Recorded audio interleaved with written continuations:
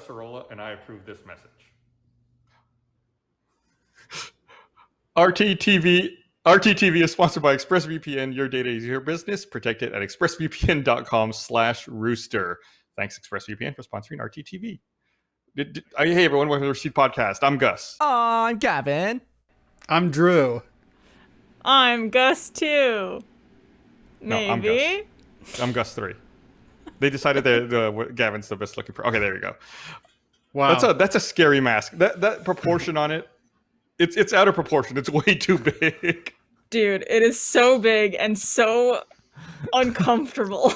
Like, not the way it feels, but the way it looks. Just like your mouth is I get it. I know it's uncomfortable. I see it every day. It's weird. It's like when you look at the mask not on someone's face, it's like, oh, that's Gus's face. And then when it goes onto someone else's face, the entire thing changes. It all looks wrong. It's the 5 o'clock shadow that gets me. It just is too macro. It's too much. Too many little hairs. I can count them. I think the thing that throws me off is the bottom of your glasses are showing, and I don't wear glasses, so it's just like, here's this. Have you worn it, Gus, and aligned the glasses to the glasses on the mask? I wore it with the wrong glasses. I don't have the correct glasses. I don't have that mask or the correct glasses nearby, or I'd go grab them. But yeah, so it was definitely way more terror-inducing than I expected. But I will take exception. Rooster Teeth, when they posted on social media, they said it's better to wear a scary mask than no mask at all. Why is it scary? Like, what's this low-level shade that's being thrown at me? You got to admit, it's our own social media. It's terrifying. Do you not see that it's terrifying? It's my face. Why would they call my face scary? Because it's slightly too big. I think if you did that to anyone's face. Yeah, anyone's bottom half of their face as a mask would be scary, I think. It looks just because it's like, it doesn't match. Looks like Bo Selector. No one in this podcast has seen that. None. Nope. I don't have my ears exposed. No idea what that is. What if I just did the entire podcast like this and you guys always thought I was like smiling at what you were saying? I'd hang up. I'd hang up right now. I can't. I can't. Has anyone got anything they want to complain about? Oh, both of you. On this podcast, it's been 606 episodes. We've been so good about not complaining. Why would we start now and break that streak? It's a good point. Let's not complain. Yeah. All right. So Gavin is doing this to me on purpose because I went in the chat right before the podcast and I was like, guys, hang on, keep watching because both Gus and Gavin have something to complain about. It's sure to be juicy. And then you guys called me out on it, and now Gavin knows. So speaking of which, if people want to watch live, they can at roosterteeth.com. You can make a free account. I've got chat right over here, and I'm watching it. You can come and talk to us, and we'll interact with you guys. So we're live Mondays at 5 p.m. Central Time, 5 to 6:30 or so at roosterteeth.com. Come make a free account, hang out. Who is this? Affront to Nature says that mask looks like serial killer's mask from The Purge. Thank you. I appreciate that. I ran into Drew. So what was it last week? I talked about how I ran into someone for the first time from Rooster Teeth out at the grocery store. Well, this past weekend, was it on Friday? I ran into Drew. We were going to the liquor store, right? At the liquor store. We still party on the weekends. Duh. Which I didn't even buy alcohol. It was specs, so I was buying a bunch of like cheese and bullshit. Finer foods and goods. Finer foods, yeah. You got cheese, you got booze, you got bullshit. They got everything. I'm sorry. I don't want to hijack your story here, Gus, but some magic shit happened in that encounter at Specs. First of all, me and Gus have the exact same social, graces, I guess you'd call it. Just like the whole time we saw each other from far away, and both of us kind of went like, I think that's him. And then as we got closer, like, no, it's definitely him. We're definitely going to have to talk. Ah, crap. And then we both went, I thought that was you, but nobody has stopped moving the whole time. Yeah, we're just both going into the store. Yeah, and so I walk in first, and then he's like, have you met my wife Esther before? And I was like, yeah, we met at Comic-Con. Still moving, still not stopping, and still maintaining a 6-foot distance in masks the whole time. And then I'm now looking over my shoulder, being like, yeah, great to see you. Glad you're in person. Hello, how are you? And then I assume, because I'm going to go buy some Clearly Canadian, again, Finer Foods, delicious beverage. I assume, hell yeah. And it's over in the beer aisle. So I assume now we're gonna have to do that really awkward, super bad thing where we both awkwardly walk to the beer aisle. But then he fucking vanishes, and I never see him again. I turn around, I'm in the beer aisle, I'm like, clearly he's got to be here. No. And then I had to go buy finer foods around the store, never seen again. I didn't You see know him what, check Drew? out. That happened to me with Gus at a Target once. I don't know how. Does he have special rich people like He must underground have- Target? I know. Is there Smoke underground bombs, specs? just like I just dropped. I was at a Target and I saw, I think, 4 different people from Rooster Teeth that day. This was like probably a year ago at this point. And I saw Gus and Esther there and I was like, oh, hey, blah, blah, blah. And then like we were still walking around the same area and I never saw them again. And usually, I don't know, Gus, if you were like, fuck, someone here that we know, I need to like get the fuck out of here so I don't talk to them ever again. But it was so weird. You disappeared. I think when I ran into you, we were about to leave, if I remember right. It's been a while. That was in the old days before COVID, so I don't remember very well anymore. In the old days. It's been decades since then. In the before time. But I think we were on our way out at that point. With Drew, what happened was what I needed was immediately to the right of the store, right by the front door. So it's like we walked in, and then immediately I just went to the right, picked up what I needed, and then left.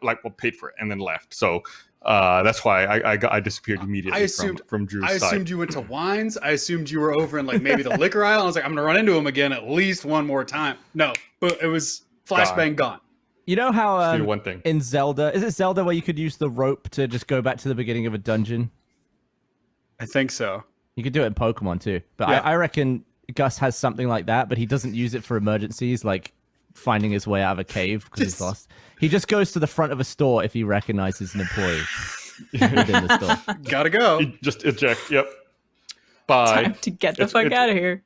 Get out of awkward social situations. Right? Yeah. I will say, like, I felt relieved at how we both were the exact same level of like awkwardly social. Like it was like I didn't feel put out. I didn't feel like I wasn't doing enough. Like I felt like we were doing the exact same amount. And I was like, this is perfect. If every social interaction was like this, I'd be in heaven all the time. I was really shocked. Like at first I was like, is that Drew? Then no, that's not Drew. Then that's definitely no.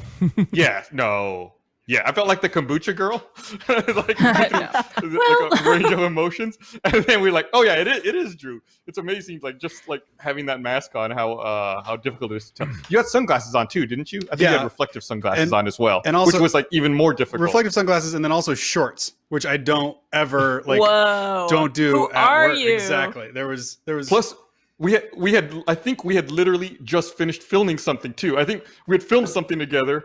Then I think I went straight to the liquor store or like right very quickly afterwards. So it was weird that I had just seen you on camera, Right. And then I just ran into you in person. So has this happened to you? When did this start for you, Gus? Like you were very good friends with Jeff back in the day. If you'd bumped into Jeff in a supermarket, would you have done the same then, or would that have been like a hangout and chat? Oh no, it would have been exactly the same. There should be It would have been, rules. oh hey, what's up? And then boom, gone. There should be rules about like seeing someone in a supermarket. It should like there I should be a imagine- hand symbol or like the- just some sort of like I see you. Yep, I'm not talking to you. Like The absolute worst was years ago. Once I ran into Brandon Farmahini at HEB, and we were doing that thing where we were coming down the aisles in opposite directions and meeting each other and talking, and then going through the aisle, and then the next aisle running into each other again, coming from the opposite directions. And then it was just like, I don't want to do it. Like I had to go to a different part of the store because I didn't want to keep running into him. You guys were shopping in the same sequences? Right. We were going down the aisle in the same order. I feel like with you, Gus, like what Gavin asked before about Jeff, I feel like with you, any type of social interaction, no matter how well you know the person, I feel like any social interaction you want to have planned. So if it's something that is out of the ordinary, it's like you don't want friendship at that point in time. You just want... I'd say even human contact or interaction. Like, let's abstract it further from friendship. Like, yeah. Just any type of acknowledgement of your presence. So what would you do if you bumped into me in a supermarket and you had like a shopping cart full of goods and I just climbed into it and sat in it with all your stuff? What would you do? I'd probably just leave the cart there and walk out. Like it's Gavin's cart now. It's not mine anymore. And then I would just have to buy all the stuff that you chose and I guess let you know how it all turned out. Yeah, I buy quality stuff. Hopefully you're into plant-based food. Oh yeah, I'll give it a go. Oh man, Still vegan, huh? I for the most part, just like one meal a week, typically. Like yeah, 1 meal a week typically is not. Man, I did something fucking dumb last week. I meant to talk about it on the last podcast, but I didn't. I had some groceries in my car, and they were on the front seat of my car. Like I had, we have those reusable bags here in Austin. So I had like a cloth reusable bag filled with groceries in the passenger seat of my car, and I was driving. And as I was driving, I was thinking, oh, I can really smell the pickles from my groceries. That jar of pickles, those pickles smell really good. And I just kept driving, got all the way home, and then went to take my bag of groceries off of the passenger seat. And the pickles had opened and spilled an entire jar of pickle juice everywhere. Like all over the your bag was electric car. Yeah, the car seat was like a swimming pool of pickle juice. Like I picked up, it was just like dripping, and there was just like a reservoir of pickle juice on the car seat. I was like, fuck. So of course, like I had to do my best to like wipe it all up and dry it all out, but it's pickle. It stinks like vinegar or what, like that brine solution from pickles. So it's like, then I had to like try to Febreze it, and I like tried all these different things. I've been leaving my windows open for days trying to get the smell of pickle juice out of my car. And then like later that day, I went and turned on my car, and then it gave me an error message that the passenger restraint system didn't work anymore because apparently it must have pickle juice all in it. So I got to schedule juice on your car. Right, I have to go to the fucking car dealership so they can fix my fucking seatbelts in my car because I spilled dropping pickle your juice. iPhone in a pool. A pill of pickle juice. What size pickles are we talking here? Like how many ounces? Like are we talking like the best made like big girl like movie theater pickles? Or are we talking like no? It's like a plastic tub of pickles. It's those Grillo's pickles. It might have been if I had to guess like 32 ounces of juice. Yeah, it's a lot of juice in there. Yeah. Yeah. Anyone else craving pickles right now except me? No, they're really good pickles. I love pickles. I love them. Me too. I probably don't want the smell of it wafting in my car at all times, so I don't blame you on that. It's mostly gone. It's under control at this point, but man, what a fucking nightmare. So did it short out the sensor or something, or like damage the electronics somehow? I think so. The error doesn't come on all the time anymore, so maybe it's finally drying out. But I gotta have them take a look at it. I don't want like the seatbelt. I don't want the safety systems to not work because I spilled fucking pickles in my goddamn car. Now I just want one of those little air freshener, the tree-shaped air fresheners, but it's a pickle. And it just has sunglasses on it. It says "Deal with it." Deal with it. Nice. Does anybody, again, not Gavin, but does anybody use those car air fresheners, like the pine tree one, or you do? Oh yeah, I'm a grandfather. I have a funny story about those. Drew, I want to hear your story about these. I just used them. Ordered. Hilarious story. Go ahead. We order Instacart to get our groceries, and our Instacart order came this week, and it had a bunch of those little like car candle freshener things that you hang from your, I guess, mirror or something like that we didn't order.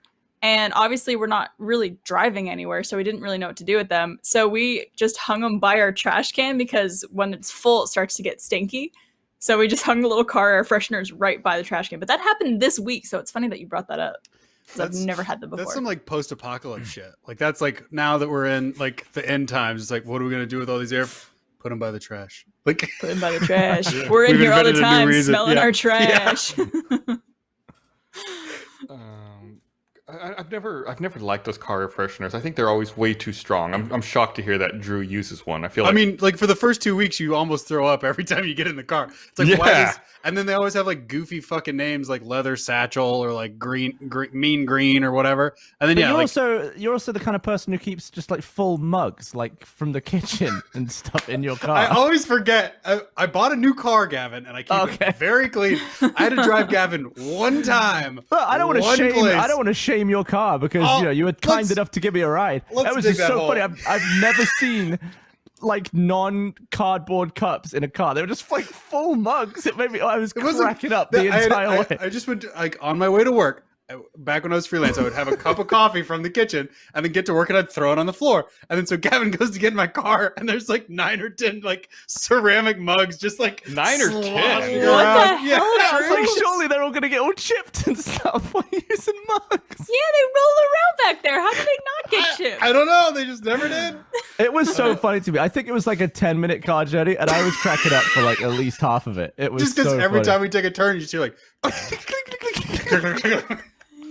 I was thinking like 1 or 2. I didn't realize it was that many. Oh, it was a lot. And Oh. I've gotten better. I've got a new car, so I like make sure that no mugs are in the car. And Man, we're remember when we could get in each other's cars and stuff? hey, remember that? That's cool. Back in the old days. Yeah. I saw Drew this time, or in person for the first time in a while.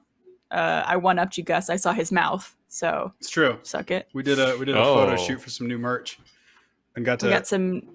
Yeah, We were socially distant, but it's true. I saw some of the pictures, Drew. I don't know if Wes has sent them to you. We obviously did them in a very safe space. People had masks. We were distanced. But there's a couple shots where I'm in the foreground and you're in the background. And it just looks like you're scarily creeping in the forest watching me take photos because we did the shoot outside, like in the trees and stuff like that. And you just see Drew like silhouetted in the back as I'm posing. I'm a good model. It makes it look kind of creepy, but I love it in a weird way. Yeah, I really hope that's on the front page of the like. Check out the new line, or else. Or else. Drew will visit you. He'll meet you at Specs while he buys some cheese and Yeah. bullshit. I'll be waiting for you. What's it called? Specs? Specs. Specs. Like the yeah. glasses? Specs Finer Food. Yeah. Yeah, and their mascot's And a rabbit. I'll- This all makes sense. Logically, their mascot is a rabbit. Okay. All right. It's a good store. I never heard of it. Yeah, there's one kind of close to the studio. That's where we ran into each other. There's a couple around town. There's that one. There's that one down south by Sunset Valley. There's one up by kind of by the Arboretum. There's only ones I can think of off the top of my head. This episode of the Rooster Teeth Podcast is brought to you by ExpressVPN. You've heard me talk about how important it is to have a VPN, and now that a lot of you are working from home, it's even more important to choose a VPN that you trust. Now, I like to do research on our sponsors here. I recommend, brands that I believe in, and I can say with full confidence, ExpressVPN is the best VPN on the market, and here's why. ExpressVPN does not log your data. Lots of really cheap or free VPNs make money by selling your data to ad companies. ExpressVPN developed a technology called Trusted Server that makes it impossible for their servers to log any of your info. Number 2, speed. I've tried lots of VPNs in the past. Many of them slow your connection or make your devices sluggish. I've been using ExpressVPN for months now, and my internet speeds are always super fast. Even when connecting to servers thousands of miles away, you can still stream HD videos, zero lag, super great. Another thing that sets ExpressVPN apart from other VPNs is how easy it is to use. Unlike other VPNs, you don't have to input or program anything. You just fire up the app, click one button to connect. It's so easy, I bet even your grandparents could do it. And it's not just me saying it. Wired, CNET, The Verge, many other tech journals rate ExpressVPN the #1 VPN in the world. So go ahead and protect yourself with the VPN I use and trust. Use our link at expressvpn.com/rooster today. Get an extra 3 months free on a 1-year package. That's expressvpn.com/rooster. Visit expressvpn.com/rooster to learn more. Oh, whatever. That's your, and that concludes the Where Are Specs in Austin portion of the podcast. I don't know if you want to get to it yet, but it has to do with identifying people wearing masks. No. We have a I'm little mad. game. You're mad. Oh, Gavin, do you mad. want to be mad about something, even though you said you weren't? I'm actually. Hold on. I need to find my beat button. Why the is Skype on all my computers? All of a sudden, I gotta go around and uninstall Skype off them. Damn it! And No, you What? forgot. You needed to beep that. Damn it. it. There you go. Dude, how do you do that? I need to know how you want a do beat that. Button. Oh, it's just I got a little mixer thing with a bleep button. Also, yeah, that's a first world problem, isn't it? But yeah, they just put Skype on all the Windows computers, I guess. Why does that bother you so much, Gav? Well, I don't use it. Even though as an ex-spokesperson for Skype, don't use it because who has used Skype in the last 5 years? That's what I want to know. I had to use it. I had to do an outside production. I had to have a remote call with some people to film something a couple of weeks ago. And now the annoying thing for me is now that it forced Skype onto my computer, it also launches it every time my computer starts. And there's like, we had this group call from a few weeks ago when we filmed this thing. And now every time it launches, it's like, you have X unread messages in your group chat. I was like, I don't care about that anymore. It was for a thing I filmed. It's done. Like I had to go in to like the Windows settings and stop it from launching at boot because every time my computer booted, it was like, "Hey, you have these unread Skype messages." Like I don't give a. Those messages aren't for me. I don't give a fuck about them. Computer. I would say it's ballsy in this day and age to install something on everyone's computer and launch it on startup without any mention of it at any point. It launches at startup. I'm sorry. I It doesn't like I didn't launch. understand. Yeah. It doesn't like come up in front, but it's down there in the taskbar. I damn see it. I'm looking at it right now. So Why can't you just uninstall it? What? You'll uninstall it. Why don't you Let me just see if you uninstall can. it? Let me look at my control. Let me look at my Yes. settings. I will uninstall it. I just haven't done it on this one. Why is but right, you have more than one Because PC. I guess the two PC setup because we stream from one and then we use the other PC as the gaming PC. Should so I it's un- more like should- a console? But Should I uninstall it while we're doing the podcast? Let's see if it works. Why not? Yeah. I don't understand why you guys Crashes are the whole acting like podcast. Let's see if it disconnects me. what are we acting like, Barbara? I don't know why you're acting a fool. I don't know why you're acting like uninstalling an app from your Because computer. we It didn't would be install like, it. imagine if you had a drawer like in your nightstand and I snuck into your house and put a pie in there, right? You've got to take the pie out now. You didn't want the pie in there. Okay, but here we go. What Here's kind pie. of pie, though? Take a pie. Yeah. All right, now that's done with forever. All right. Right, except you've got 3 nightstands and there's pies in all of them. Gavin, we need to organize a heist. We're going to break into Barbara's house and we're going to put pies in all of her nightstands. I want no Oh part of no, please don't She do doesn't that. know. I'm not doing No, stop. What's your least favorite kind of pie, Barbara? I hate apple pie. Yuck. Okay, there we go. Oof. Really? Apple pies everywhere. I hate warm, gooey, fresh apple pie. Ugh. Now we know your greatest weakness. You what? I was trying to get us free apple pie. Oh, carry on. No, I mean it's not that bad. I didn't expect it. Same with It was that annoying. edge thing. We do not talk shit about pie in this household. Trevor heard me talking shit and he went, "You what?" But to Barbara's point, we did come up with a game. I think Eric came up with a game. Well, it's something we had talked about maybe last week or the week before, and it kind of plays into what the experience Drew and I had together. Where it's like Eric put together a bunch of photos of celebrities wearing masks, and then we have to try to figure out who it is wearing the mask. Oh, okay. I'm answering well, all of here- them Brendan here's- Fraser. I hope one of Oh, them's that's a Brendan good. Fraser. That's a very good guess. However, not right. I'm very sorry. Damn it. But here's the thing: I want to give credit where credit's due. Justin Young, our graphics guy, made some very cool images. He took images of celebrities not wearing a mask, and he put a mask on them. So, Shane, if we can bring up that first one, and you guys are going to guess who the celebrity is. How are we gonna go with the guessing? Are we taking turns or are we? Oh no, just kind of talk amongst yourselves, figure it out. Who do you All right. think? Play who do the you think this is? graphic. There's no graphic for this one. I'm sorry. Play We it, didn't have time Eric. for it. No, there's no graphic. There's Play just the a intro. picture. No, there's no intro. If we could just show the picture. That's what in Show chat, There it someone's is. asking for the graphic. Nicolas Cage. Oh, that's the chat's asking.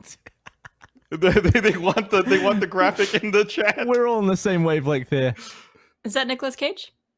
I can't even see it clearly. Marilyn Manson. I know that. I can't think really see I the think you're picture right too clearly. about Nicolas Cage. He's You've got him in the eyes. sporting a nice Rooster Teeth mask there. Yeah, I'm gonna say Brendan Fraser. no. I'm gonna say Willie Nelson. Can you see that clearly enough to see who that is? It's a little blurry to I had to me, maximize at my least. window. Lee Pace. Yeah, Willie Nelson. Willie Nelson is your guess? Barbara is saying Nicolas Cage. That's like 50 years his- younger than Willie Nelson. Yeah. His face looks like Nicolas Cage. The rest of him, his body, his outfit looks nothing like Nicolas Cage. So I'm trying to get some context not confident. clues because like there's a dude in like a flame retardant suit behind him. Yeah, is this like a Who NASCAR would thing? be? Yeah, like who would be at like where a no fear booth is? Like you gotta think, and then in cowboy hat and boot and turtleneck. Maybe it is Cage. It feels like Cage is fitting. Could also be Oh wait, not Brent Spiner. if I look at the actual Rooster Teeth live stream, it's probably clearer there. Oh, that's a good shout. Oh. Oh yeah, that's Nicolas Cage. Yeah. Okay. Are we gonna say all of our guesses are in? Yeah. Yeah. Yes. All right, let's do it, and let's have the reveal. Take the mask off. Oh. It's Nicolas Cage. Way to go, Barbara. Yeah, Barbara, easy. you like You- nailed it. You nailed it instantly. Yeah, that was weird that you knew that so fast. I know what people look like. I guess I'm terrible with names, but I guess I read enough celebrity gossip magazines to be able to identify people in weird angles. You buy magazines? No, not anymore. I used Oh. to. I used to read those like when I was a teenager, like 14, Nice. 15. Yeah, Okay, let's see the next one. See if you get it instantly. Lady Gaga. Lady Gaga, Yeah. right? We are. Let's Yes. and let's go ahead and reveal who that is. It's that actress from A Star Is Born. Cute. Oh, Real yeah, cute. yeah, Let's show who it is. yeah. Rah, rah, rah, It is Lady Gaga. So what we're learning was the hypothesis is right that you can identify people even if they're wearing a mask. But let's go to But the I next couldn't one. identify Drew. Okay, let's see. Let's go to the next one just in case. You know, we don't know. You might not be able to identify everyone. Oh, Vin Diesel? No. No. No, this guy. It's so hard to see on my computer. Also in sunglasses, to Gus's point. Yeah, sunglasses also make it way more difficult. I don't know if I could identify this guy. I feel like the tattoo would give it away, but I don't recall anyone, any actor or musician or anyone with that kind of tattoo. Brendan Fraser. Enough with the Brendan Fraser. Any guesses? I'm waiting to see the oh, here we go, the higher resolution version on Here we go. Rooster Teeth stream. Oh shit! I paused my stream. Oh Yeah. man. Any guesses? A lot of chat is saying Vin Diesel. Is I it? don't know. I was Is it thinking maybe Tupac? no. It's not Tupac. No. I was Not thinking I was thinking maybe DMX, but I don't think it's DMX. DMX is like the only one I could think it might be because I feel like I haven't he seen. has a yeah, lot also of tattoos, right? I feel like I haven't seen a recent photo of DMX. Like I haven't seen a photo of him from the past several years. Oh, looking at Chad is now saying DMX, a lot of Jason Statham. It's a lot of, yeah. It's not Jason. It's That is not Jason I don't. Statham. Jason Statham does not have that tattoo. I'm gonna go with DMX. I'm Yeah, gonna trust the chat. DMX. Okay. And let's have a reveal. What's his name? Is DMX. You were right. Ah, Wouldn't way to really go, know Chad. that. I don't think I know what he looks like. I know that he has some tattoos. You don't know what DMX looks like? I don't know what DMX looks like. I know what Don't. DMX sounds like, but I don't know what it looks like. Terrible. Don't know what Jason Statham looks like apparently either. Apparently, it did look like Vin Diesel for a split second. Let's go to the next one. Let's see, because now we're getting into some shady territory here. Let's see if you guys can identify this person. Oh, is that That's Chris Hemsworth? yeah, it's one of the Hemsworth boys. But which one, Chris? No, What's the? no. It's not Luke. How many Hemsworths? There's like 9 Hemsworths. I think you're dead. I think you're dead on. It's Chris Hemsworth. It's not a Pratt. I guess his hair's too dark. It could be Chris Pratt. It's hard to. I'm not caught up No, I to don't the think live that's Chris video. Pratt. No, Chris Pratt dresses a little more goofy than he's a little more cargo shorts than this dude. His motorcycle boots. It's a observation.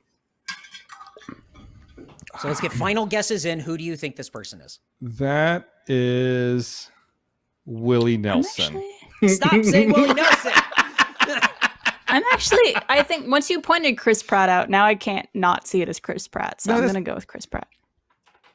It could be Pratt. Like, look at his forehead. No, It's the eyebrows that are giving it away. that can't be Chris Pratt Why not, Gus? Explain because why it can't be. because it's Willie Nelson. Stop. Stop! Just mad. And Quit. let's reveal who it is. It's not Willie Nelson. It is Oh. Chris Chris Pratt. Pratt. See, Oh, you Wow. guys I are got one. you guys are very good at this. I'm I thought there was- learning a lot that you can only hide behind so much. If he had sunglasses on, I think maybe that That was would a be a little bit tougher. Terrible photo of Chris Pratt. I was That's convinced what it that looks was like all not the him. time. He looks better than me there. That looks like Chris Pratt's stunt double. No, I'm just saying like how his face is like he's like Well, I mean, he's Okay. not. He's just walking home with some shopping. All right, let's go to the next celebrity and see who it is. We only have two more. Let's see who Okay. this celebrity is. Andy Cortez. Okay. I thought we were doing next celebrities. slide. Next slide. What do you mean? That's a celebrity. Oh, I miss Andy. That is definitely too. Andy Cortez. He looks I mean, great I in miss- that mask though. I miss everyone, but you know, I like Andy. Okay, are we locking in Andy Oh, Cortez? I mean, that's a guess. I'm Absolutely. gonna have Yeah, to. Hondo P. Yeah, go. Yeah. Okay, all right, let's reveal who it is. Hey. That was a good guess. That was a really Guys, good. Okay. we did good on that one. And then this is our very last one. Seeing who if you can identify celebrity wearing the mask. Let's bring up the very last one. Oh, shit. It's either Lady Gaga again, or that performance artist Maria something. Maria something. Willie Nelson. Brendan Fraser. Bjork. It's Bjork. it is. Oh, I have Who no is in this idea. full body mask? I feel like that wouldn't be very good camo in Iceland. Be warming. Is it Cardi B? Ooh, that's a great guess. That seems like a Cardi B move. Okay, and let's see if we have guesses locked in. Let's reveal who that celebrity is. It's Cardi B. You have to take my word for it. It is Cardi B. I couldn't find an image of her not in the mask. Oh, And that's how you play Guess Who Mask Edition. Thank you so much for All playing. right, Wow. play the graphic. Play us I'm out with the gonna say- graphic. Play us out with the I'm gonna say graphic, Barbara please. won. I don't have the graphic. There's no graphic. What do you mean? I don't- Every I don't- game needs like a little bumper. I don't have a bumper for this. I'll make sure, Gavin, going forward, I'll make sure that we have bumpers made for all of our games. Just want this podcast to cost more money to make. Great. That's yeah, you're doing that to me. That's exactly what you're. Yeah, absolutely. yeah. Oh. This episode of the Rooster Teeth podcast is brought to you by MeUndies. Have you ever seriously considered the underwear that graces your nether regions? You've got some important stuff down there. I mean, you know. So thankfully, MeUndies has, which is why they're changing the game with softer than soft, sustainable undies in fun prints and lots of colors, so you can be totally comfy being you inside and out. With MeUndies, you can express yourself with new designs, and on top of them being the most comfortable undies ever. They have great designs like kawaii soy sauce and sushi rolls. I have that one. Unicorns and Back to the Future 1.21 gigawatts line. I don't have that one. But you know what's the worst thing possible ever? An empty underwear drawer because it's all in the dirty laundry? Well, good thing you can get a MeUndies membership and eradicate that terribleness forever. A MeUndies membership is a monthly subscription that sends new pairs right to your door so you can keep your undies drawer stocked, fresh, and fun. Plus, with member access to site-wide savings and exclusive sales, you can easily and affordably build a quality collection of super soft undies over time, and that's one heck of an undie upgrade if you ask me. MeUndies offers matching pairs where you and your partner can order undies with the exact same prints. In other words, you can match your bottom half to your better half. MeUndies are available in a range of sizes from extra small to 4XL, and MeUndies has a great offer for our listeners. For any first-time purchasers, you get 15% off and free shipping. So to get your 15% off your first order, free shipping, and a 100% satisfaction guarantee, go to MeUndies.com/roosterteeth. That's MeUndies.com/roosterteeth.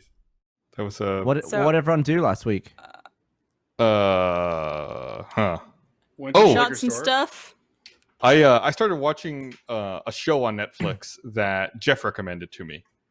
It's a game show called, I forget what the whole title is. I think it's like Awake, the $1 Million Game Show. Have any of you seen this yet? Oh, is this where people are counting quarters? Yes. Yeah, fuck that show. So they they lock people in a room with $1 million worth of quarters, and for 24 hours they have to count quarters. So they have to count 4 million coins? Well, no, they count as much as they can in 24 hours. And after 24 hours, they pull like the 7 contestants out, and whoever counted the least amount of money is eliminated, and whoever is the most off in their count is eliminated. And then the remaining 5 people all have to do dexterity-based games and challenges since they're all sleep deprived. And whoever does the worst gets eliminated, and they keep going until finally there's only one person left. And the last person, they tell them, "Congratulations, you've won. You've won all the money you counted in the 24 hours." Or if you think your count is less than $500 off from the actual amount of money that you took, then you can bet it all and win everyone's money. So like, let's say they bet their money and then conceivably can win everybody's money. And they say, "Okay, congratulations, you've won all the money everyone counted over 24 hours. You can either leave with that, or if your count is less than $25 off, you can bet it and then you can win $1 million." How much of the episode is just people like 5, 6, 7, 5, 5, 5, 6, 7? Like how many minutes of TV do you get? They just montage that. They just montage the 24 I feel hours. like how high could you count in 24 hours? I couldn't count to 1 million. I feel like you have. I couldn't count to 100,000 in that If time. anybody had some sort of weird trick, it would be you, Gavin, where you were like, "Oh, I just did it backwards and inverted, and now I'm now I've got $4 million." Like, oh, I feel figured like it out. I'd probably figure out like if I make some type of shape with my hand, like how many quarters fits in that, and test that out a few times and be like, then count it that way. And do some type of multiplication system, not obviously counting like individuals or even like picking up stacks of 4 or whatever it is. I don't think I could count to 50,000 without bollocksing out. Some people, I think, at best you can see count to around $30,000 to $40,000, but like they win that money. But if they think their count is fairly accurate, they could win that times 7 because there's 7 people counting. Wow. But some people, you'd of have course, to be pretty confident. Don't count nearly as much as the other people. But yeah, and some of the B-roll they'll show people counting during the 24 hours. Like you'll see people's hands are just like black and filthy from handling all of the quarters. God. Yeah, it's really gross. But that kind of reminds me of when we did that immersion with all the bananas. Yeah, and we had that's people exactly peeling what I was bananas. thinking of. But the episodes are like 36 minutes long, and I think there's only like 8 of them. I only saw the first episode. It was really entertaining. So if you What look platform is it on? I feel like I would count. Netflix. I would put all of the quarters in a sock, and I would count how many can fit in my sock, and then I would just do it based on socks. Are you allowed to do that? I feel like socks are stretchy though. There's some leeway there for how much. There's like within like maybe 10 to 20 coins, you could fit a similar amount in each sock. But then I would worry that over the course of 24 hours, the elasticity gives out, and then you're able to fit more and more in. Yeah, but if elasticity will be maxed on the weight of a full sock anyway.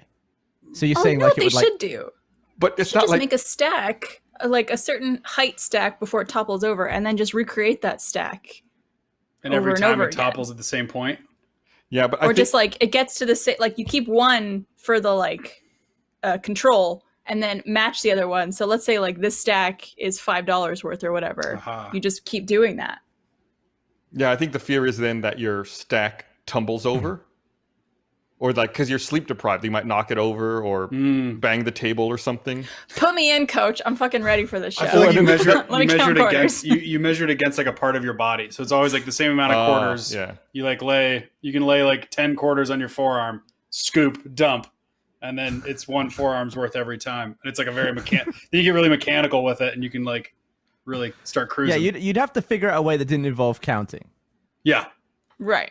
Yeah. I mean, just knowing like if this height I have here is $5, let me just leave that here and then just grab a bunch of quarters. Don't even count them. Just see if it's the same height, and you know that's $5. Just scoop it in. Also, I would count 2 quarters and then scream the whole time other numbers so that the other contestants fucked up their numbers, and then just be like, "Yeah, I'm definitely within the $500 threshold because I only got $2."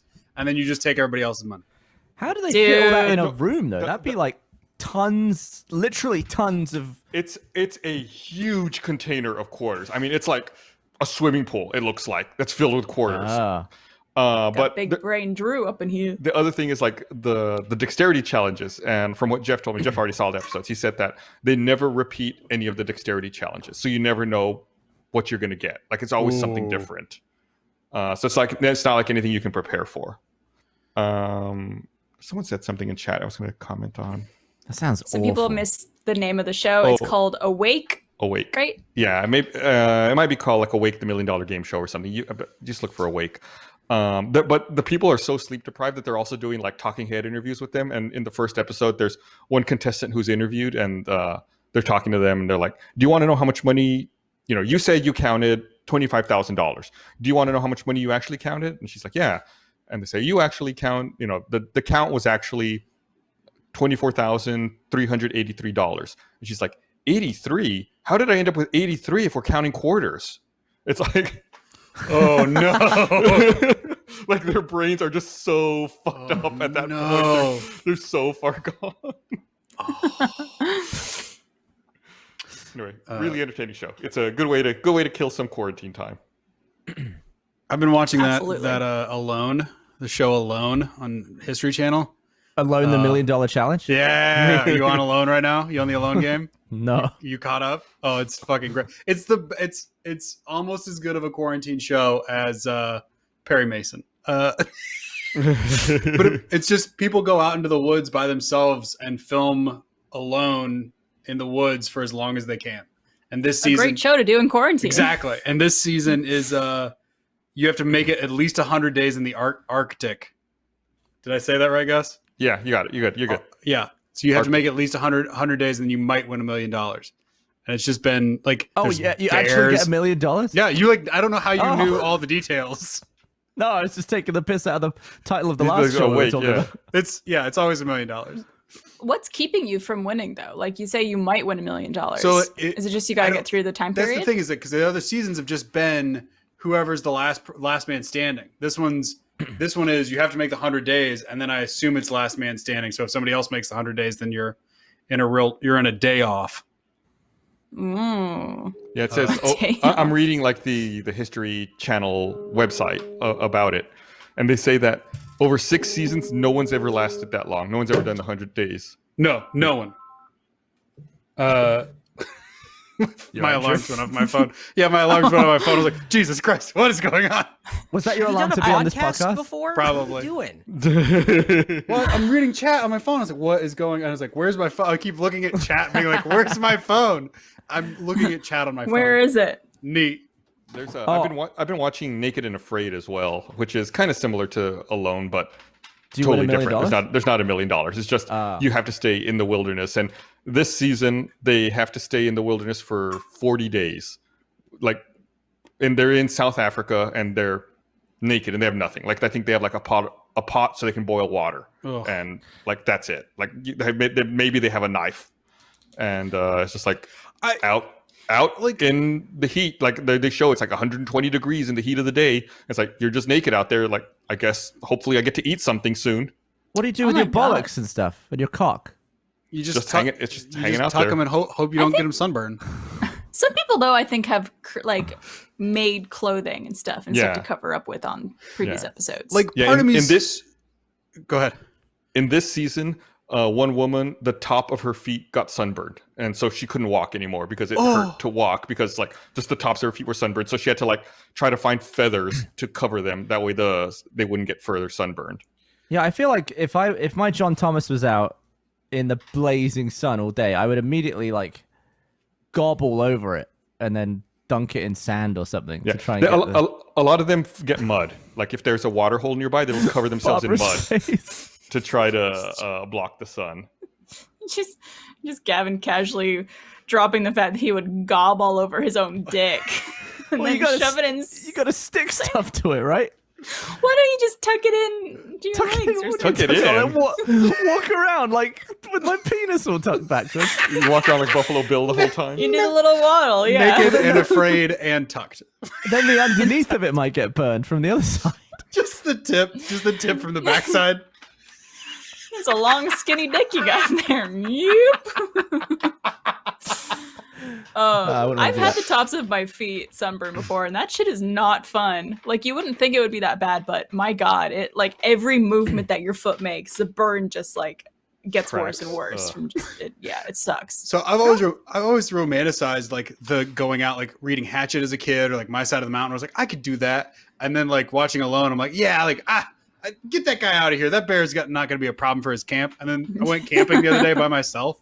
Like I went by myself with a dog and didn't last a night in the tent. Had to get in the truck and was like, there's bears. And I called Allie and she was like, there are no bears anywhere near where you are, dude. Like, So you were just freaking out? I was just So she doesn't know losing my that? shit. She's like, like the dog kept going, like barely growling. I was like, what? We got to go to the truck. I'm going to die. I'm going to die by bear in central Texas. A bear's not been spotting here Dude. for like 200 years. I don't know if I'd want to go camping alone. That seems scary. Although I am a woman, so it's 10 times scarier for me than it is for any of you guys. Yeah. What, with bears? But just, men.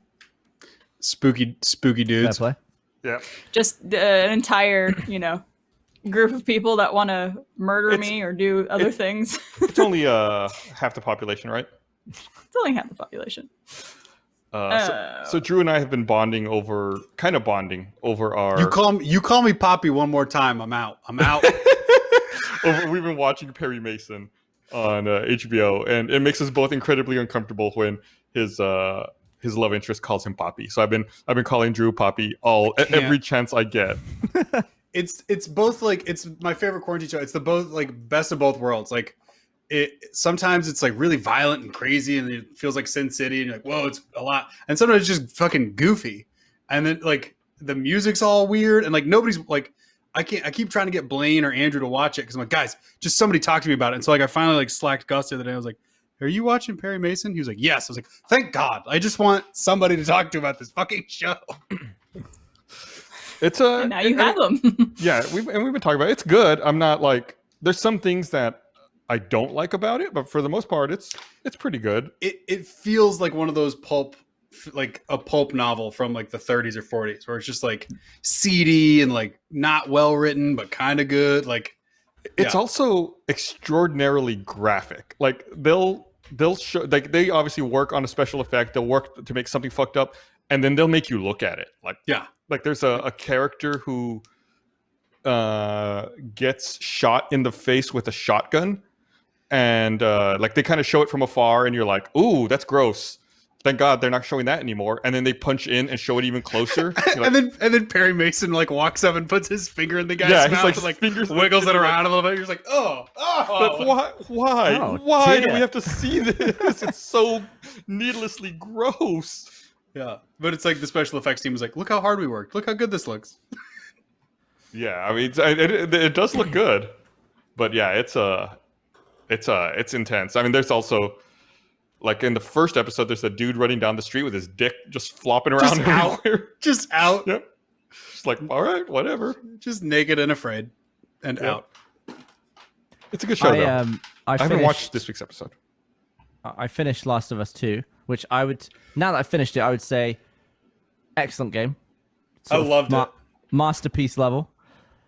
One thing I really liked, because I always like little touches that they add to the games, and I feel like they did a lot of like cool things, like characters afraid of heights, so that when you get near an edge, they start like breathing heavily, freaking out.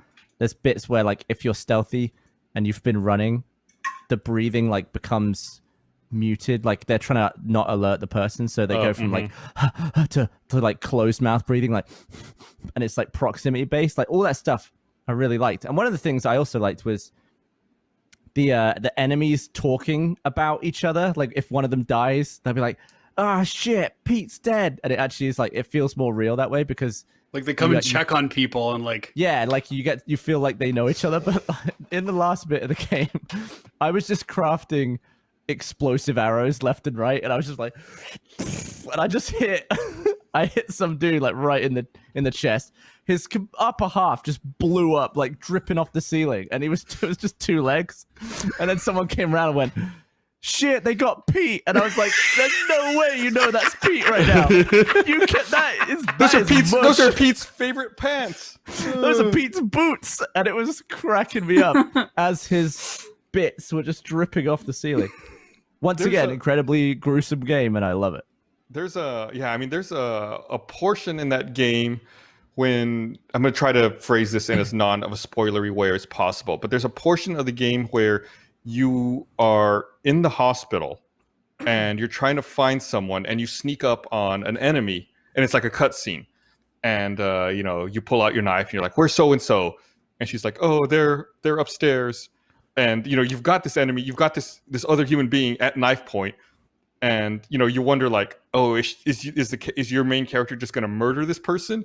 But then, of course, like the enemy like pulls out a knife and tries to stab you, and of course, then you stab them and kill them. It's like, how did you come about constructing this particular scene? Because what would have happened if the enemy didn't pull the knife? Like, how do they portray your character? Is your character a straight up murderer? Would your character have, just killed this person and kept going on their way? Would your character have said, "You can leave, don't make any noise"?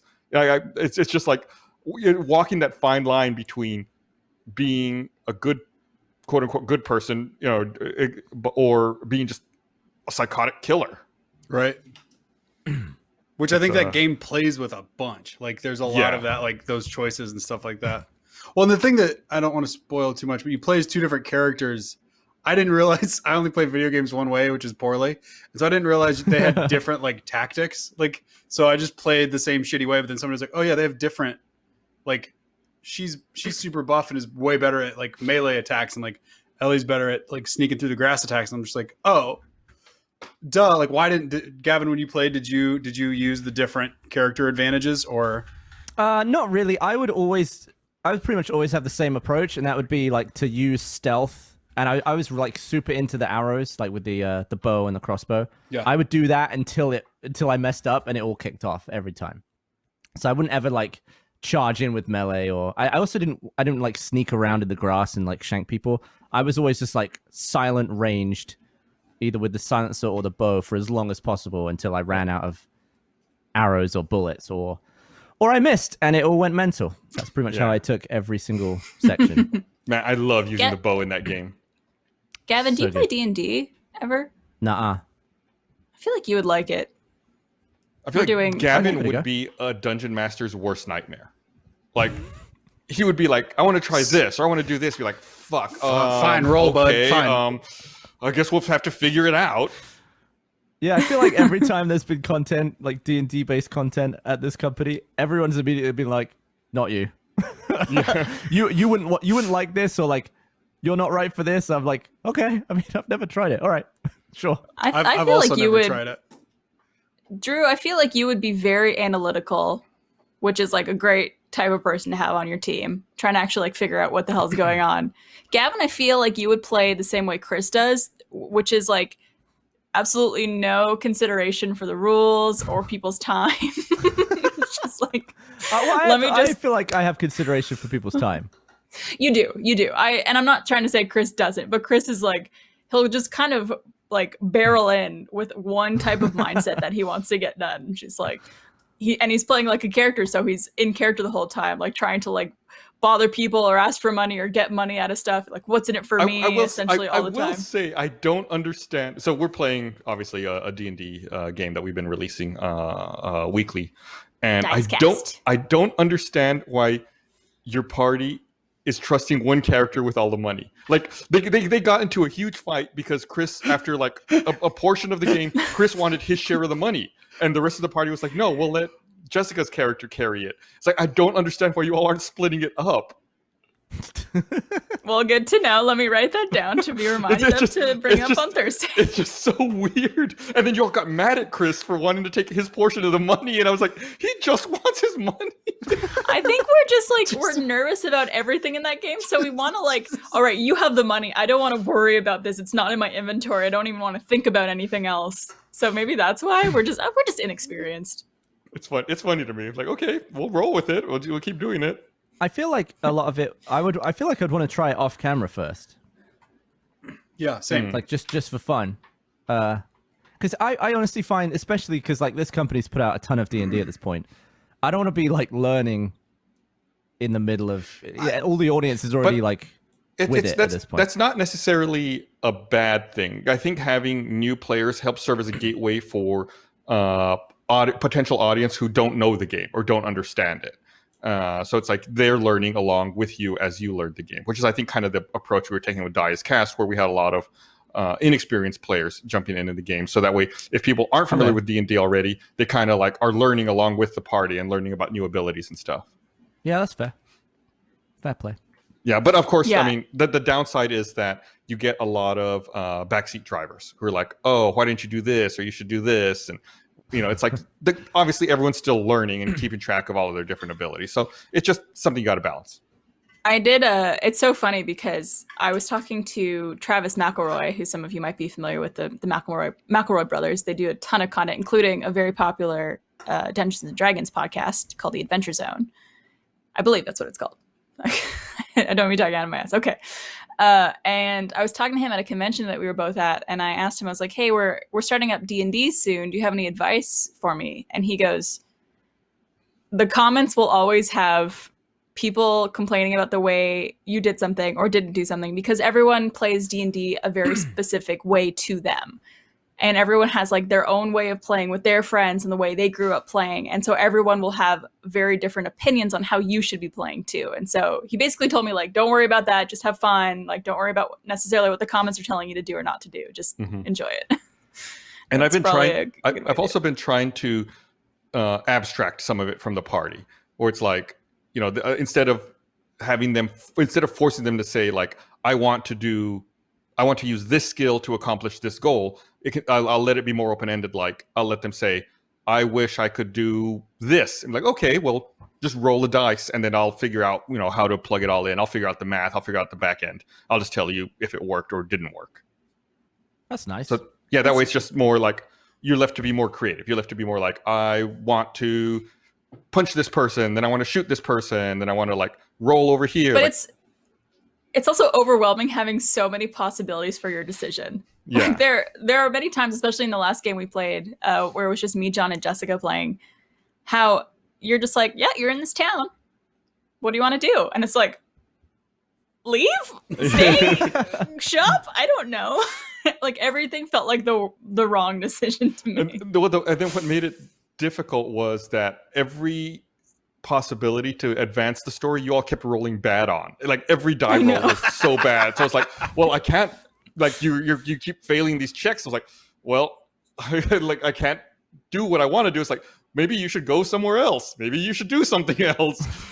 Yeah. You have to do a lot of hand holding for us. Yeah. Can you get laid? Sure, why not? We have talked about pegging a couple times. Fair play. That's like a couple times every fucking episode. Y'all are always talking about it. Just roll for pegging. Like, can you roll like a? Just You're like running We've away asked from before. a demon through a tunnel, and it's like, anyone want to get pegged right now? oh, you Dude, roll. well, roll you for gotta have pegging. your long rests. You know?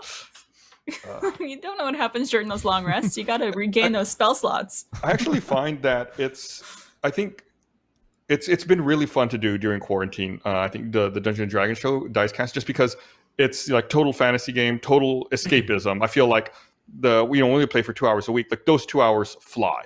Like, we start, and then the next thing I know, it's like, oh well, we got to wrap up. The show's over. It's a really good time killer. I think if people want to learn how to play D&D, just absolutely do it. You can play remotely. There's utilities you can use online to play with your friends. You don't have to worry about meeting up, or you can maintain your social distance. I think it's a fantastic game that people can try out and play, and really have fun with your friends. It's like, I think it might be the project I look forward to most every week, just because like we all sit around and laugh and kill time for 2 hours, and it just flies by. What do you think this is? This is weird. It's like this is a lot more real life. This is more like, oh, what do we talk about? I don't know. Coronavirus deaths are up. It's also like, for that, you have a plan. Like, true. you basically have a storyline that you're following, more or less. I'll be honest, I had something that I've never had before. Last night, I had an anxiety dream about the podcast. Oh, I have those regularly. I was late, and then my camera wasn't working, which actually does happen almost every week. My camera doesn't work. And then Eric was yelling at me, you were yelling at me. I was like, yeah, let me just reboot. And then I guess like 20 minutes had passed in the dream, and I was like, did I not go back to the podcast after I said and I was like, oh shit, they're probably just like in the middle of the podcast and I just forgot. And I was like, what was I doing for 20 minutes? And I was really Oh my confused. God. So and I was freaking out. And I was trying to get back. My computer wouldn't turn on. I was panicking. I was like, I don't think I've had an anxiety dream about work or school in ages. I get it for like big shoots, but they're never, I guess that it's not like office work. I never know what the shoot is going to be like, but I know what the podcast is going to be like. I was like, why am I freaking out about this? Do you guys want the best sleep ever of all time? Yes. Always. I'm gonna guess the answer is yes. I know. I don't know if you guys have this yet. I know it was a big thing a while ago, especially because Bernie brought it up on the podcast years ago. But weighted blankets. Trevor bought a new one because I bought one for his birthday a couple of years ago, but it wasn't the greatest. Like, it had pockets of sand that would move around, so sometimes the sand would kind of like clump up into these hard balls within the blanket. But this one is a lot more evenly distributed. He got one that fits our entire king size bed that we could share. Oh, hell yeah. It is, it's amazing. I think it's only 20 pounds total, so it's not super heavy. Do you not get too hot though? I feel like I get all clammy. This one, I don't know what it's made from, but it breathes really well. I'll probably have to get the link from Trevor if you're interested, but it breathes really well. I don't get sweaty at all. I don't know what magic powers it possesses, but it's great. And like, you literally sleep like a baby in that thing. My complaint is I want one that's heavier. You can get one that's heavier. I think that was the lightest one. I have a 20-pound one, but I want like a 40-pound one. I think there's some restrictions on it just based off like your actual safety. They want you to be able to get out if necessary. Well, that's the safety that you might not be able to get up. I thought it would be like you couldn't breathe well. Is it like an emergency evacuation situation where you're like stuck under a blanket? How did he die? Doing what he loved, sleeping under a weighted blanket. Dude, that's how I want to go. Yeah. Pull it over my head. Before we get too far, I just want to do one last quick shout. I want to give a big thank you to Ben and Christian on the broadcast team who help out with Diecast every week. They've been writing the homebrew campaign that we're doing now, that we've been doing for the past couple of weeks, and I think they're doing a really good job. They put together something great. We started out with a pre-made campaign, but we've transitioned to something that Ben and Christian are working on. I think they're really doing great work. So thanks, guys. This episode of the Rooster Teeth Podcast is brought to you by Stamps.com. Back in the early days of Rooster Teeth, Jeff ran the Rooster Teeth store all by himself. I have no idea how he did it or why we trusted him to do it. It was a big hassle for one person to do. Tons of boxes, packing tape everywhere. It's a big hassle to ship things, and being a small business owner can be tough. That's why thousands have discovered the benefits of Stamps.com in recent months. They've been able to keep their businesses running and avoid the crowds at the post office, all from their own computers. With Stamps.com, you can print postage on demand and avoid going to the post office, and you'll save money with discounted rates you can't even get at the post office. Stamps.com also offers UPS services with discounts up to 62% and no residential surcharges. Stamps.com brings all the mailing and shipping services you need right to your computer in the comfort of your home or office. Whether you're a small business sending invoices, an online seller shipping out products, or just working from home when you need to mail stuff, Stamps.com can handle it all with ease. Simply use your computer to print official US postage 24/7 for any letter, any package, any class of mail, anywhere you want to send it. Once your mail is ready, you leave it for your mail carrier, schedule a pickup, drop it in a mailbox. It's that simple. And like I said, with Stamps.com, you get great discounts too. 5 cents off every stamp and up to 62% off USPS and UPS shipping rates. Stamps.com is a no-brainer, saving you time and money. Right now, our listeners can get a special offer that includes a 4-week trial, plus free postage and a digital scale without any long-term commitment. Just go to Stamps.com, click on the microphone at the top of the homepage, and type in Rooster. At Stamps.com, enter code Rooster. Is there anything that you prefer now that we're at home? Not that we're newly at home, but is there anything that like you'll miss from this when we go back to work? The anonymity. I could be doing anything in between just your not, lower half could be sure, or just like as soon as like the gaps when you're at work, there's my office door and people can come by and be like, "What is he doing? Is he working? Is he doing business?" You don't know. I could be like. I could go on a walk. I could take a call. And the fact that you can take calls and not be visible is also nice, where you can just be like on a call, on a walk. I think that'd be the big thing I'd miss. I've really enjoyed being able to do like slow-mo related work underneath Achievement Hunter work, because it's like I'm using my workstation to like play games on, so I can be like have this like transfer going, or I could be like transcoding footage, and then I'm just like got GTA over the top of it, and I can just alt tab and see how it's going. I can never do that at work. And I guess I'd miss that. There are some things that are like really nice about it. Just, I mean, working obviously like with Trevor in the same space is really nice. Just getting to see him more often throughout the day.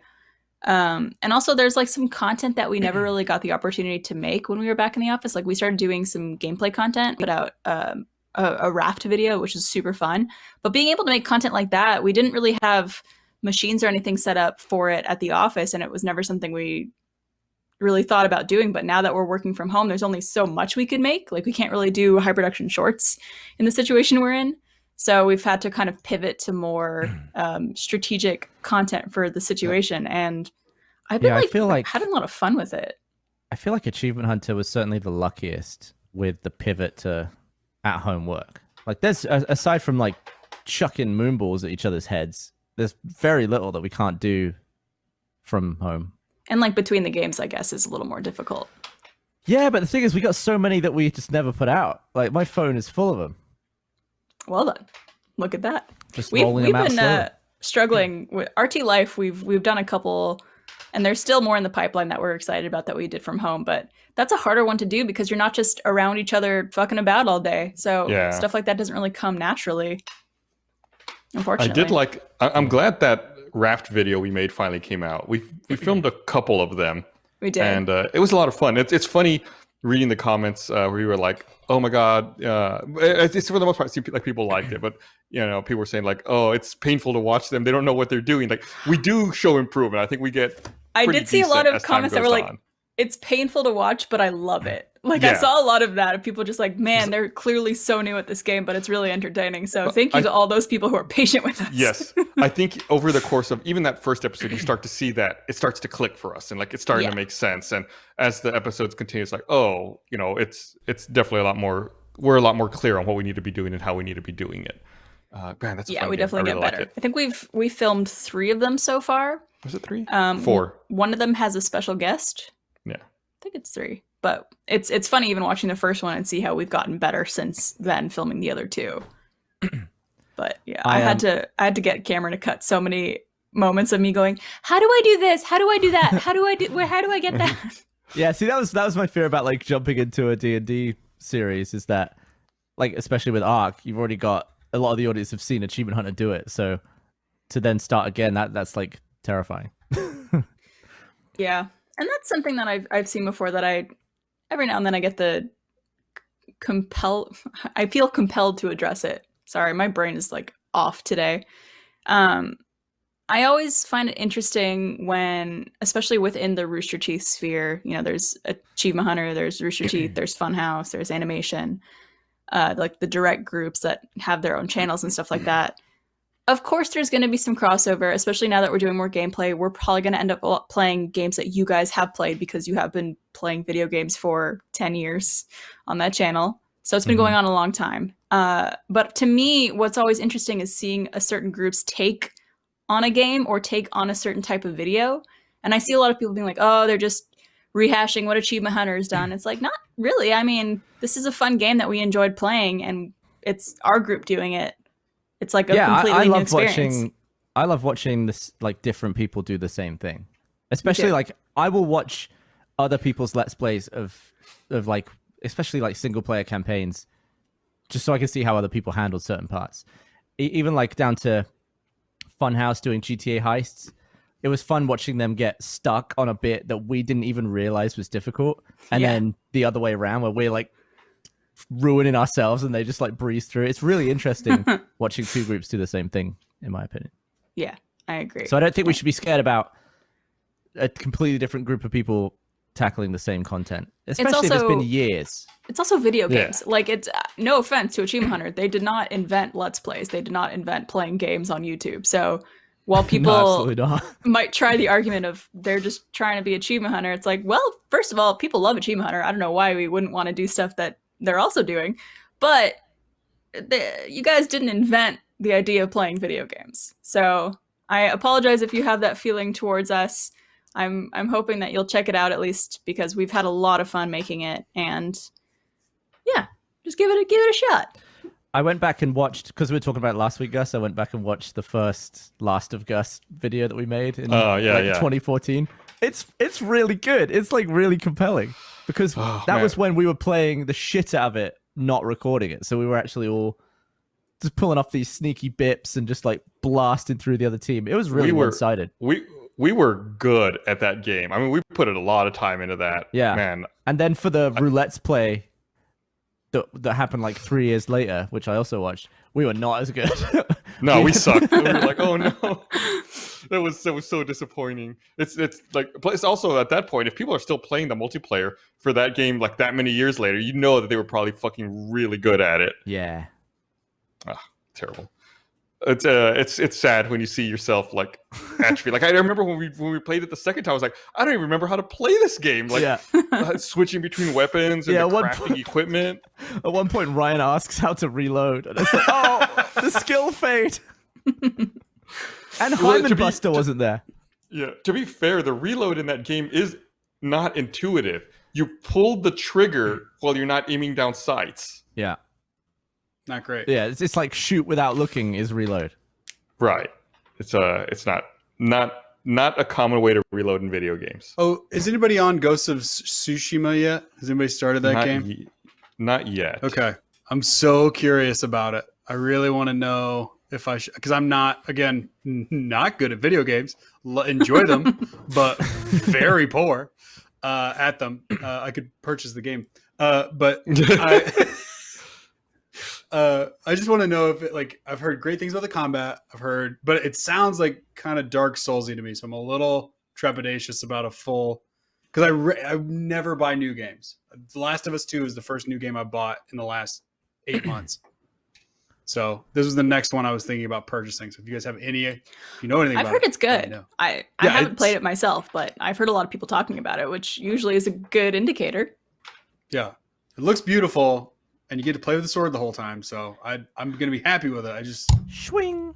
I think something I've realized during this quarantine period is I am very impressionable and very easily convinced to try something just if you guys talk about it being good. Last week we had Adam Kovic on, and he mentioned the show called Search Party that's on HBO Max. Trevor and I are already halfway through season 2. You have personally mentioned it to me 3 times, just in passing. Of like, have you seen Search Party yet? It's like, yeah, it's because now I want to find other people who've watched it, because I already texted Adam. I've already exhausted my resources of people who watched that show. Search Party is your Perry Mason. It's so good. Yeah, I did the same with Factorio when I just played that for 2 weeks straight and then never touched it again because Gus was talking about it. Guess what, Gavin? What? I played my first multiplayer Factorio game today. We were, some people were filming earlier today, and John and I wanted to film a video game Let's Play, and we were like, oh, let's try out Factorio multiplayer. You did it with John? I did it with John Reisinger. We filmed it. With John Reisinger? Instead of me? Son of a... The delay! You gotta reach really fast to the button. I would love people listening to this podcast or watching it later on YouTube being like, oh, they're bleeping the podcast now. Nah, we already got that in Let's Plays where I'm just bleeping myself and everyone's like, what the heck? And the editor has to write, that's not me. You looking for the button is my favorite part of that. Yeah, I'm like reaching. There it is. Great. Bitch. I'll be honest, I'm like 9 out of 10 podcast mad, and like 3 out of 10 really mad that I was not involved in this. Let's do it. I would be offended if I were you. Let's do it just like how we watched Crystal Palace play. Oh my god! That day. Are you living in the past, or are we going to talk about something fun we can do? It's. I've sat on my ass for 100 straight days. All I can do is live in the past, guys. Gavin, All right, let's play Factorio. I have something fun that might cheer you up that I wanted to ask you about. So you know Love Island. Obviously, you and I have talked about it on the podcast many times and both watch it. Yep. So, are you still watching it? I'm on season 4. I've watched season 4. By the way, let me say this. You didn't watch 1 and 2, right? I did not.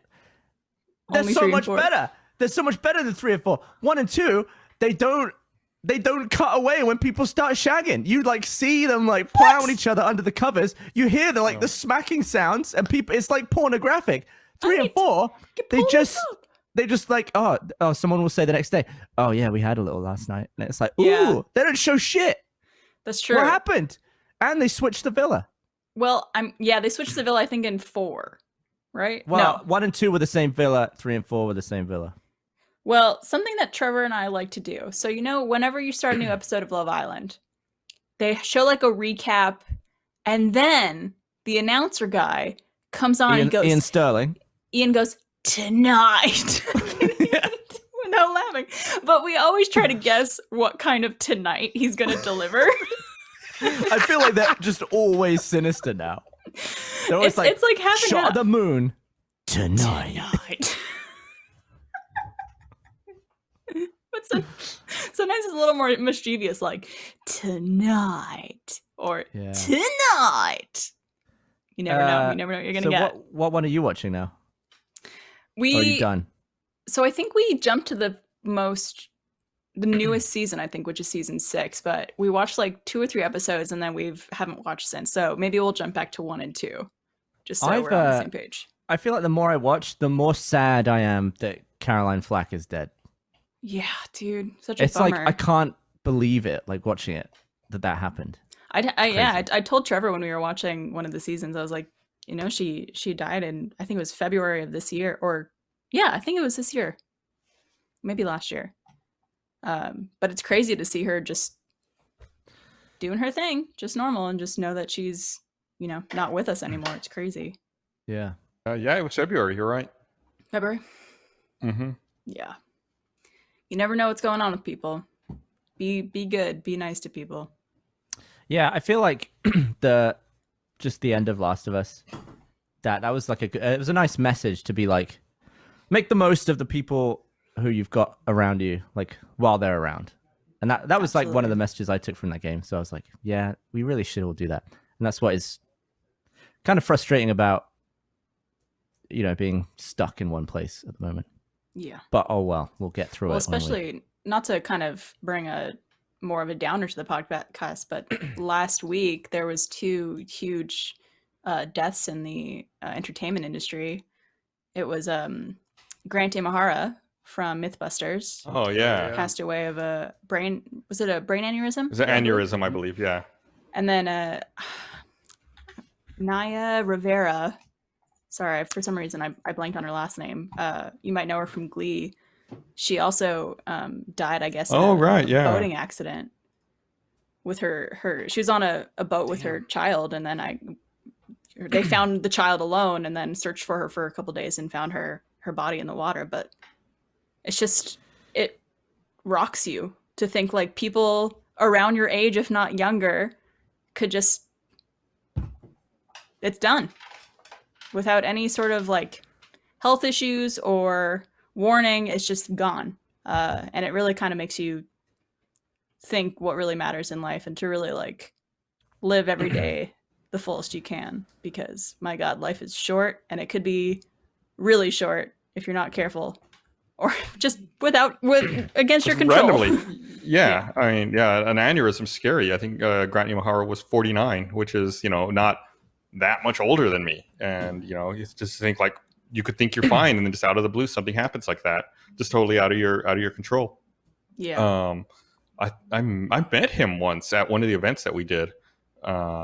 We spent some time talking. So it's I mean, it's just weird. Like, it's someone that I had seen on TV for so long, someone I respected, someone that I'd met and had a couple of conversations with in the past, and now to know just like that's it, he's just gone through no fault of his own. I think like a Reddit AMA put us in touch with each other to the point where we were emailing about potentially working, because as I mentioned a lot, like Mythbusters is probably the biggest inspiration for Slimmer Guys.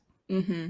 And he was working on White Rabbit project at the time, so that was the reason why we couldn't immediately work together.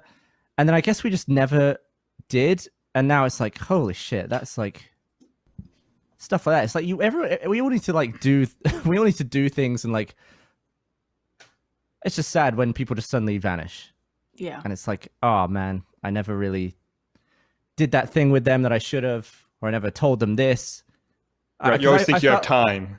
Yeah, like I felt like I wasn't saying a bunch of stuff that I wanted to say to him over email, because it's like, oh, just tell him in person when I meet him. And it's like, can't do that now. and that's just super sad. I think it's He stuff was so like that. nice. And it's crazy to see so many people we know in this industry who knew him or were touched by him. It's crazy the impact he had on like so many people. Like, Yeah, I my think God, like every single person who said anything about him was just about like how phenomenal he was. He was great. Yeah. Yeah. yeah. But I guess like it's stuff like that when that happens that makes me really think like, why do people spend so much time in their life just being cruel or just being terrible to other people or terrible to anybody in this world or trying to make their life harder? And it's like, it's so fucking short. Why waste that? Why not just focus on your happiness and your own life and making the best of it rather than trying to bring someone else down? It's just insane to me that is such a... I think it's easier said than done though, isn't it? Because some of the meanest and cruelest people are the unhappiest people, typically. True. Yeah, but it's like, especially with everything going on right now, you think that it's a time to maybe like reflect on that and reevaluate, your life and the things that you're doing. Because I mean, we're living through weird times. It's like, well, maybe, when this is all said and done, maybe I should spend more time hanging out with people. Maybe I should, seize those opportunities while I can. I feel like it's all been taken away now. I'm fucking stuck in my house for the most part, unless I run into Drew at the fucking liquor store. But I mean, the good thing is, not the good thing is, but the one maybe okay thing about this is that we're all in it together. We're all experiencing this together. It's not like you are home by yourself while everyone else is out experiencing life. This is life right now, at least for people taking this seriously. Or there is no FOMO. Like even when I see people like, oh, you're at the beach. No, gross. I don't want to go to the beach. Gross. Get out of my face. No FOMO. I think that was a big problem for me before the pandemic. Was I was like, oh, everybody's doing all this cool stuff. Why am I not doing all this cool stuff? And I wasn't reflecting on what I was actually doing was cool, or the people I had in my life were important. And now that pandemics happen, it's like, oh, I do have a lot of resources and people and things to do. Like, that's been really like, honestly, there's been a lot of positivity just from knowing, like having people reach out and just be like, hey, I haven't talked to you in a little bit. Like, let's hang out. Let's talk on the phone for a while. I talked to somebody the other day. I hadn't talked to in like 5 years. Just like rang her up the other day and was just like, hey, what's up? I need some advice on some stuff. And she was like, oh, cool. I was really afraid to talk to people who I haven't talked to in a long time, but this is great. And so hopefully, if you excuse for it. Yeah, it's exactly. a great time to reach out to people you haven't spoken to in a while. I've done that a few times. They're not doing anything. Yeah, like no one's really super busy right now. Yeah. So it's like good. I've had some good chats with people I haven't spoken to since I left England. It's been That's great. nice. My family does a weekly call, like a Zoom call with everybody. And I've missed a couple of them because it's always the same, like your family.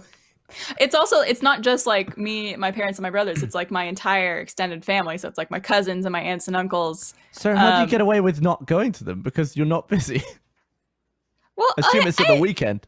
I am and I am not, because while the weekends I used to actually relax, like I don't necessarily want to be in front of a webcam talking. Like it's not. Yeah. So that's what screening.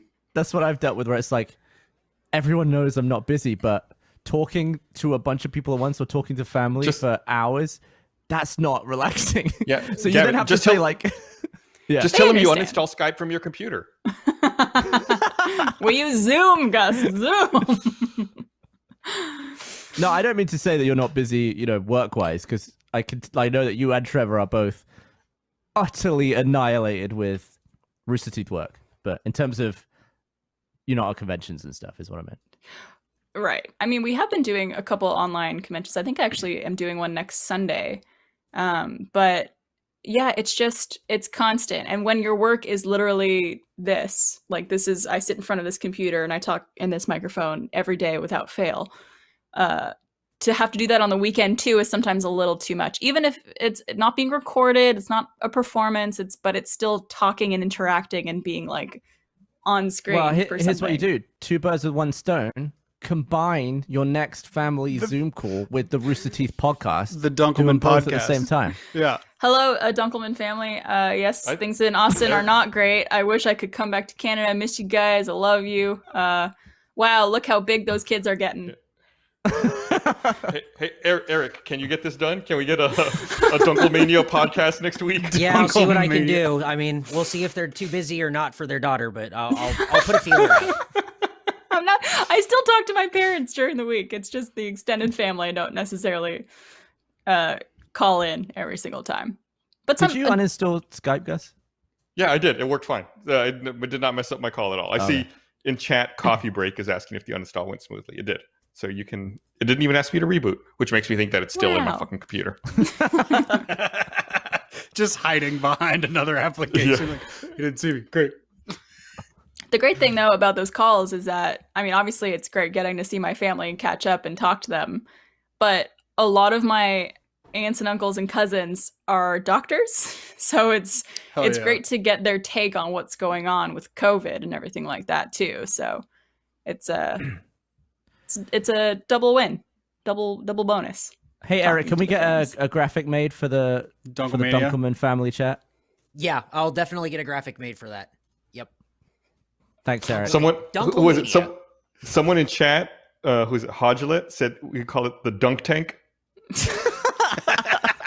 Oh man, we have too many good names for that. We have to do this now. There's The too dunk many tank. good We, names. we need unique graphics packages for every name. Okay. Intros, outros, chirons, lower thirds, crawls. What's a All of it. Chiron?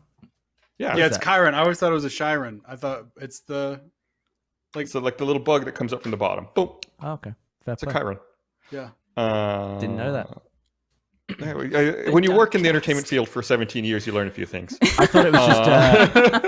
I just thought it was a small room with a bunch of green teleports. Oh, nice. A good one. I got you. This is with a Y, not an I. Oh, okay. Chiron. Do the dumb version. What's the dumb version of that joke? Oh, it's a Halo map. Oh, Xbox. Yep. Yeah. All right. Well, it's about time to wrap this up. We got to get done because Funhouse is about to come on the air here at 6:30. So I want to thank everyone for watching. Want to, as always, thanks to the first members for supporting us, enabling us to do what we do. If you're not a first member, you go to roosterteeth.com. You can get a free trial. Check it out, and you can watch a bunch of exclusive first content. You get a little star by your name. That way, I see you in chat. All right. Thanks for watching, everybody. Oh, Wear your oh my masks. God! Oh my It's the God. bread cat. Yeah, we replaced his cone with bread. That's the cutest thing of all time. All right. I love that. Okay. Well, we have to go. Thanks for watching, everybody. I want to pet that cat. Bye.